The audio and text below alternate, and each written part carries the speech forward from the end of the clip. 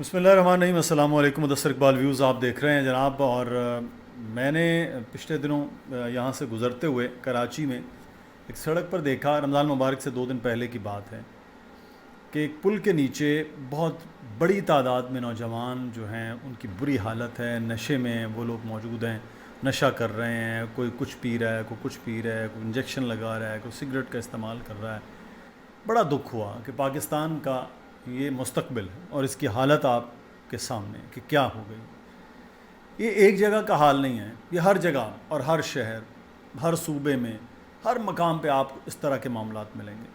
وہاں پر تھوڑی دیر میں لوگ ایکٹیو ہوتے ہیں، پولیس ایکٹیو ہوتی ہے، انتظامیہ ایکٹیو ہوتی ہے، ان کو پکڑتے ہیں، لے جاتے ہیں، پھر وہ چھوٹ کے آ جاتے ہیں، تو یہ معاملات جو ہے وہ پھر سے دوبارہ شروع ہو جاتے ہیں۔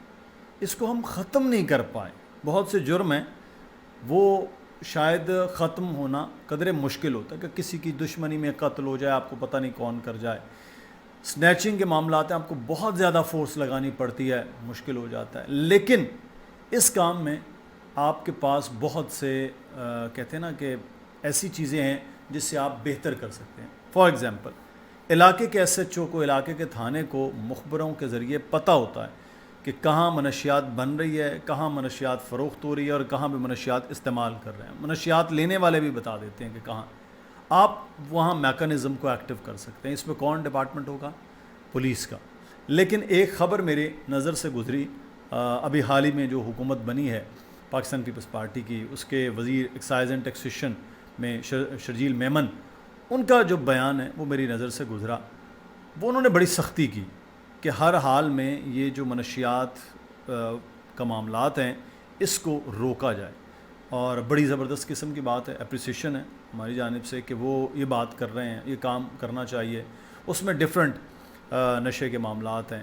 اب ایکسائز اینڈ ٹیکسیشن ہم ہمیشہ یہ سوچتے ہیں کہ وہ صرف صوبائی جو کہتے ہیں نا کہ ٹیکس وہ وصول کر رہا ہوتا ہے، یا پھر گاڑیوں کے نمبر پلیٹیں ان سے ہوتی ہیں، لیکن اصل ان کا بہت بڑا کام ہے، اور وہ ہے منشیات کی روک تھام کے حوالے سے۔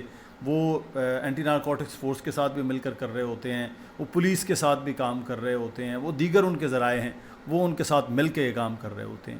اس وقت پاکستان میں لاکھوں کروڑوں جو لوگ ہیں وہ اس میں ملوث ہیں، اور آج کل یہ جو آئس کا نشہ ہے یہ بڑی تیزی کے ساتھ پھیل رہا ہے۔ یہ کوکین کا نشہ ہے، یہ بہت تیزی کے ساتھ پھیل رہا ہے، اور پڑھے لکھے فیملیز میں بچوں، اسکول، کالجز، یونیورسٹی تک پہنچ گیا ہے۔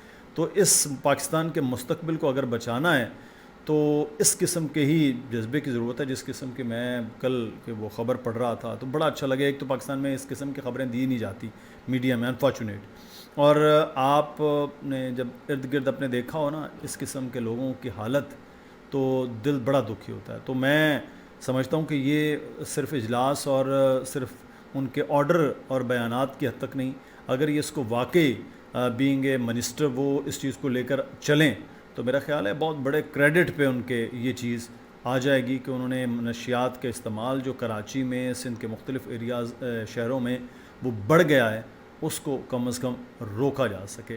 آپ کی رائے کیا؟ آپ کے ارد گرد اس قسم کے کہاں اڈے، کہاں چیزیں ہیں، ضرور کامنٹ سیکشن میں بتائیے گا۔